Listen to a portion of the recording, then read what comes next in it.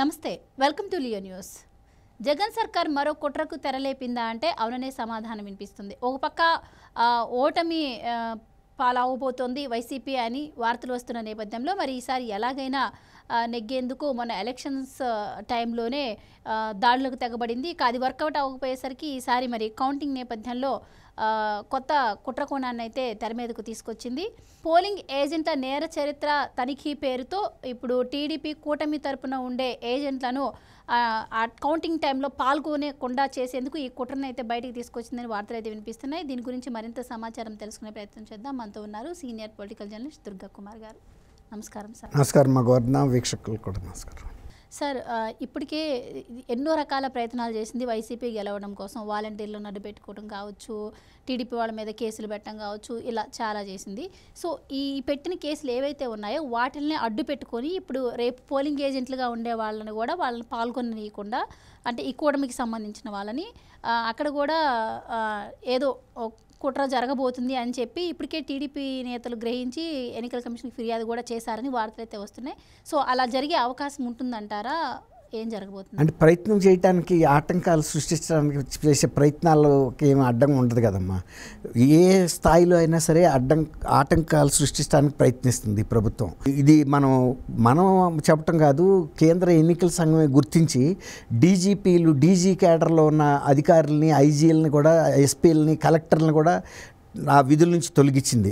ఇది మొదటి నుంచి ఒక ఉద్దేశపూర్వకంగా మనం ప్రజలకు ఎట్లాగూ మేలు చేయలేకపోయాము, పరిపాలన జరగలేదు సవ్యంగాను, ప్రజల్లో మన మీద వ్యతిరేకత వచ్చింది. దీనికి తోడు ఈ మధ్యలో చేసిన కొన్ని చట్టాలు, కొన్ని విధానాల మూలన కూడా వ్యతిరేకత ఇంకా పెరిగింది. కాబట్టి మనం ప్రజల అభిమానం చూరగొనాలంటే ఈ మార్గంలో మనకు కుదరదు. ఎన్నికల్లో పోలింగ్ టైంలో ఏదో ఒక విధమైన దౌర్జన్యాలు చేసి ఎట్లయినా సరే ప్రజలను భయపెట్టి ఇతర పార్టీలకు సంబంధించిన పోలింగ్ కేంద్రాలకు రానివ్వకుండా చేసి గెలవాలనే ఒక మాయోపాయం మొదటి నుంచి ప్రయత్నించింది. అందుకు పోలీస్ అధికారులను కూడా వాళ్ళకు అనుకూలమైన వ్యక్తుల్ని ఉన్నత స్థానాల నుంచి కానిస్టేబుల్ స్థానాల వరకు పోలింగ్ స్టేషన్లో డ్యూటీలు కూడా అలాంటి వాళ్ళకే వేసి ఆ స్కీమ్ను అమలు చేయాలని చేసింది. కానీ ఆ స్కీమ్ అమలు జరగలేదు అనుకున్నంతగా. అది మనకి అనిల్ కుమార్ యాదవ్, రాంబాబు గారు కూడా చెప్పాడు. స్వయాన ముఖ్యమంత్రి గారే 2 రోజుల ఎలక్షన్ ముందు అప్పుడు దాకా బ్రహ్మాండంగా మేము 175 గెలుస్తామని చెప్పిన వ్యక్తి అసలు మనం స్వేచ్ఛగా ఎన్నికలు నిర్వహించగలమా అనే అనుమానం వస్తుందని చెప్పాడు. ఎందుకంటే ఆయన పెట్టుకున్న ఆఫీసర్లందరినీ కూడా చాలామందిని డిస్లొకేట్ చేశారు. ఆ స్ట్రక్చర్ అంతా దెబ్బతింది. కాబట్టి ఇది జరగదు. రెండోది, ఎప్పుడైతే ఇంత పెద్ద పెద్ద అధికారుల్ని తీసేశారో కింద పోలీస్ అధికారులకు భయం వచ్చేసింది. ఇక మనం కనుక ప్రభుత్వంతో మళ్ళీ ఇంకా అంటకాగితే పోలింగ్ అప్పుడు ఇంకా మనకు దెబ్బ తగులుతుందని. దానికి ఒక ఉదాహరణ ఏంటంటే పిన్నెల్లి రామకృష్ణారెడ్డి గారు ఈవీఎంలు పగలగొట్టినా కూడా దాన్ని బయటకు రానివ్వకుండా కాపాడారంటే కూడా ఆ వ్యూహంలో భాగంగానే జరిగింది. ఇంకా కొంత వ్యవస్థ ఉండాలది. అందువల్లే దాన్ని బయటికి రానివ్వకుండా చేసి ఇప్పుడు నిన్న ఈ వీడియో బయటికి లీక్ అయినప్పుడు ఇది అంతా బయటకు వచ్చింది. ఒక ఈవీఎంని ఒక ఎమ్మెల్యే పగలగొట్టిన పబ్లిక్గా ప్రజలందరి ముందు, ఓటర్ల ముందు, అది ఎక్కడా కూడా బయటికి కనపడకుండా, కేసు ఫైల్ కాకుండా ఆయన నియోజకవర్గంలోనే ఉండి తిరిగాడంటే బాహాటంగా ఆ పోలీస్ స్టేషన్ వాళ్ళ ఎమ్మెల్యే ఎవరో తెలియదా, ఎవరో గుర్తు తెలియని వ్యక్తి పగలగొట్టాడని రాశారు. గుర్తు తెలియని వ్యక్తి పాకిస్తాన్ నుంచి వచ్చాడా లేకపోతే చైనా నుంచి వచ్చాడా? అట్లా వాళ్ళు ఒక వ్యవస్థను ఏర్పాటు చేసుకున్నారు. కాబట్టి వాళ్ళు అది పెద్ద వర్కౌట్ అవ్వాల మీరు అన్నట్టు. అయితే ఇప్పుడు గతంలో 5 ఏళ్ల నుంచి తెలుగుదేశం క్యాడర్ మీద, జనసేన క్యాడర్ మీద ఎక్కడ అవకాశం ఉంటే అక్కడ వాళ్ళ మీద కేసులు బుక్ చేశారు. చిన్న దగ్గర నుంచి పెద్ద కేసులు రాక ఇప్పుడు చంద్రబాబు నాయుడు గారి మీదే చేశారు కదా. ఇక మామూలు కార్యకర్తల మీద దిక్కే ఉంటుంది, దివాణం ఏముంటుంది. అందులో ఎస్ఐలు ఎట్లా ప్రవర్తించారో ఇప్పుడు కూడా చూసాం.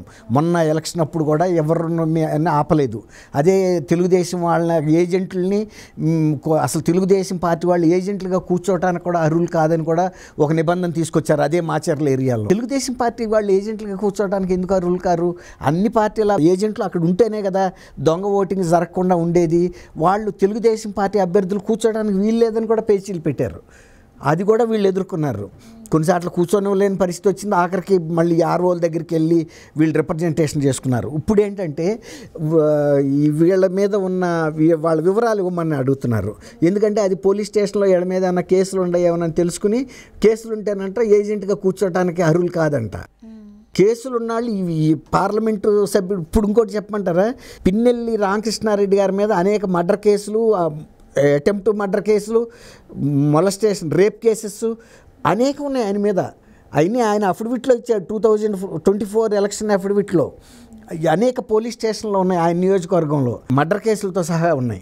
అలాంటప్పుడు ఈ ఎలక్షన్ కౌంటింగ్ దగ్గర 2 గంటల్లో 3 గంటల్లో కౌంటింగ్ దగ్గర కూర్చోటానికి అతని మీద పెట్టిన కేసులు ఏమడ్డం అండి? అక్కడ ఏం నేరాలు చేయగలుగుతాడు అతను? ఏదో ఒక రకంగా ఏజెంట్లు కూర్చోకుండా చేయటానికి. ఏజెంట్లు అనేవాళ్ళు ఎవరైనా యాక్టివ్గా ఉండేవాళ్ళు ఉంటారు. గతంలో కూడా వాళ్ళు యాక్టివ్గా ఉండటం వలన కేసులు పెట్టారు. వాళ్ళని ఎంతో కొంతమంది డిస్క్వాలిఫై చేయడానికి ఈ సిస్టమ్ పెట్టారు. వాళ్ళ వ్యక్తుల మీద కేసులు పెట్టాల. ఇప్పుడు ఇంకొక బెస్ట్ ఎగ్జాంపుల్ ఏంటంటే మళ్ళీ రామకృష్ణారెడ్డి గారు, ఆయన ఈవీఎం పగలగొట్టినా కూడా వాళ్ళకి ఆయన మీద కేసు పెట్టాల. ఇప్పుడు సెంట్రల్ ఢిల్లీ నుంచి ఆదేశాలు వస్తే తప్ప ఆంధ్రప్రదేశ్ నుంచి పోలీసులు ఇక్కడ సంగారెడ్డికి వచ్చారు, ఇప్పుడు హైదరాబాద్కి వచ్చారు. అక్కడ ఉండని చెప్పు ఆయన ఇంటి నుంచి బయటకు వెళ్ళటానికి, పారిపోవటానికి కూడా సహకరించారు. సార్, మీరు చెప్తున్న దాన్ని బట్టి చూస్తే మొన్న సజ్జల గారు కూడా ఒక మాట అన్నారు, అంటే ఎలక్షన్లో నిష్పక్షపాతంగా జరగలేదు, కౌంటింగ్ అయినా జరుగుతుందని ఆశిద్దాం, కౌంటింగ్ జరుగుతుంది అని చెప్పి కూడా ఒక మాట అన్నారు. సో ఈ కుట్రలో భాగంగానే ఇదంతా జరుగుతుంది అనుకోవచ్చు. అంటే దీని వెనుక కూడా ఏదో ఒక ప్లాన్ ఉంది. ఇప్పుడు ఇంకోటి ఏంటంటే, ఇప్పుడు పిన్నెల్లి రామకృష్ణారెడ్డి గారు ఈ కేసులో ఇన్వాల్వ్ అయిన తర్వాత సజ్జల రామకృష్ణారెడ్డి గారు పిఏతో మాట్లాడినట్టు రికార్డుగా ఆయన ఫోన్ కాల్స్ని బట్టి తెలుస్తుంది. అంటే ఈయన నుంచి మార్గదర్శకం తీసుకుంటున్నాడు. ఆయన ఎటు పారిపోవాలి, విదేశాల్లో వెళ్ళటానికి ఏదైనా హెల్ప్ చేస్తావా, లేకపోతే ఎక్కడ ఉండమంటారు అనేది ఈయనతో టచ్లో ఉన్నాడు. ఆయన చెబుతాడు ఎలక్షన్లో, ఇప్పుడు నీ మిత్రుడు నీ పార్టీ ఎమ్మెల్యేనే ఈవీఎంలు పగలగొడితే నిష్పాక్షికంగా ఎలక్షన్లు ఎట్లా జరుగుతాయి? ఆయనకు తెలుసు కదా పగలగొట్టాడని. అప్పుడు ఆయన సహకారమే అడుగుతున్నాడు, గైడెన్స్. కాబట్టి ఇలాంటి మాటలు అది కేంద్ర ఎన్నికల సంఘాన్ని కూడా అవమానించినట్టు. ఇప్పుడు మీ పార్టీ అధికారంలో ఉంది, మీ పోలీస్ వ్యవస్థ ఉంది, మీ సిఎస్ ఉన్నాడు, వాళ్ళు నియమించిన వ్యక్తే కదా, ఆయన తీయమంటే కూడా తీయలేదు కదా. ఇప్పుడు వరకు కూడా సిట్ దర్యాప్తులో కూడా ఎక్కువ మంది వైసీపీ కార్యకర్తలు, వైసీపీ నాయకుల మీదనే ఎక్కువ కేసులు అయితే ఉన్నాయి సిట్ రిపోర్ట్లో కూడా.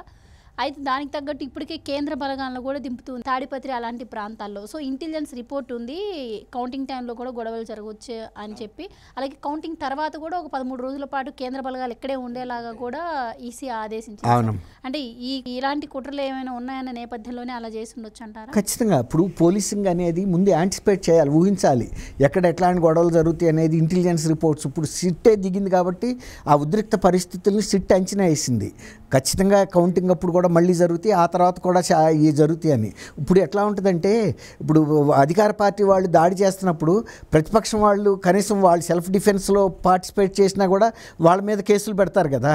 ఇప్పుడు నిన్న ఆయన పగలగొట్టడానికి వచ్చినప్పుడు ఎమ్మెల్యే మరి ఒక తెలుగుదేశం ఏజెంట్ పరిగెత్తుకుంటూ వెళ్ళాడు. ఒక పౌరుడిగా ఒక ఎన్నికల నిర్వహణకి ఇంత ఆటంకం కలిగిస్తున్నప్పుడు చూస్తా కూర్చోలేడు కదా. అదేమన్నా వినోదమా? పగలగొడుతుంటే గబాలను పరిగెత్తి అడ్డం పడబోయాడు. ఏ వ్యక్తి అయినా ఒక వ్యక్తిని చంపుతుంటే చూస్తా కూర్చోలేరు కదా. అది అంత అక్రమమైన పని అని పరిగెత్తాడు.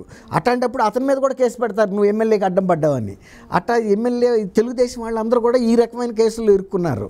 అవతల పక్షం వాళ్ళు 10 మంది దాడి చేస్తున్నప్పుడు నలుగురు ఎదురు వెళ్ళి తను సెల్ఫ్ ప్రొటెక్షన్ కోసం వెళ్తే తెలుగుదేశం వాళ్ళు కూడా కొందరు ఇన్వాల్వ్ అవ్వక తప్పదు.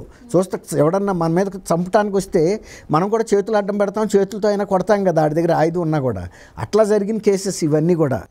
ఇప్పుడు ఈ రకంగా కూడా అంటే పోలింగ్ రోజు కూడా ఒక ప్రయత్నం చేస్తున్నారు ప్రతిపక్ష కూటమి అభ్యర్థుల్ని ఇబ్బంది పెట్టడానికి ఏజెంట్ల రూపంలో. ముందే ఇవ్వమని తర్వాత సిఈసికి రిప్రజెంట్ చేస్తే సిఈసి కూడా అలాంటిది ఏం లేదు, మీరు ఆ రోజు పొద్దున కూడా మీరు మీ అభ్యర్థి ఏజెంట్ల వివరాలు ఇవ్వచ్చు అని కూడా చెప్పింది.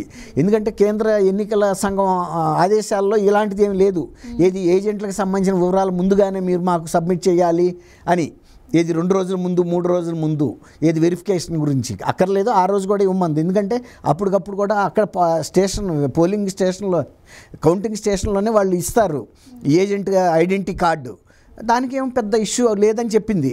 కాబట్టి రాష్ట్ర ఎన్నికల సంఘం కూడా కొంత దగ్గర పెట్టుకుని ఆలోచిస్తున్నారు. ప్రతిపక్షాల మీద వీళ్ళు బాగా దాష్టీకాలు చేస్తున్నారు ఇష్టం వచ్చినట్టుగా అని. అది లోకల్ పోలీస్ చేసే ప్రయత్నాలమ్మా ఇవన్నీ ప్రభుత్వ ఆదేశాల ప్రకారం. ఇవన్నీ ఏం నిలబడవు. ఖచ్చితంగా రేపు డెఫినెట్గా కూటమి గెలవబోతుంది. అందుకే ఇన్ని వేషాలు వేస్తున్నారు వీళ్ళు.